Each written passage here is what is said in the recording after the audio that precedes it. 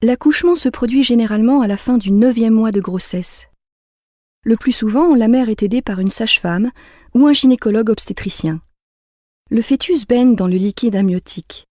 Il est relié au placenta par le cordon ombilical. Sa position indique qu'il est prêt à naître. Sa tête est en bas, dans le bassin de sa mère. L'accouchement commence par la période de travail. Elle se caractérise par des contractions involontaires du muscle de la paroi de l'utérus, le myomètre.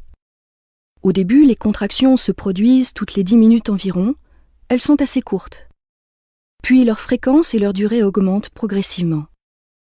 Le fœtus est poussé du fond de l'utérus vers le col de l'utérus. Sa tête appuie sur le col. Il se produit alors ce que l'on appelle l'effacement du col de l'utérus.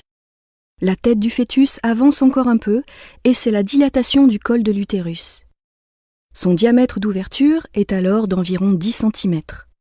C'est généralement à ce moment que se produit la rupture de la poche des os. Le liquide amniotique s'écoule. La période de travail est terminée. Elle peut durer en moyenne 7 ou 8 heures pour un premier accouchement. L'étape suivante est l'expulsion du fœtus. Elle est beaucoup plus rapide, environ 30 minutes. Les contractions ont lieu maintenant toutes les 2 minutes.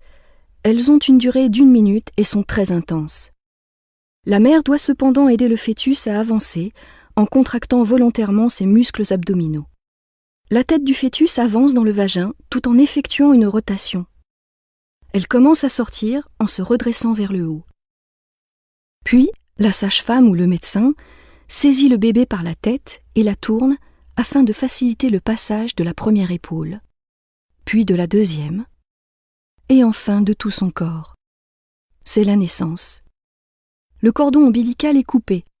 Sur le ventre du bébé, la cicatrice laissée par le cordon deviendra le nombril. L'accouchement n'est pas encore tout à fait terminé pour la mère. En effet, quelques minutes après l'expulsion, les contractions reprennent. C'est l'étape de la délivrance. Aidée par le médecin, la mère expulse le placenta.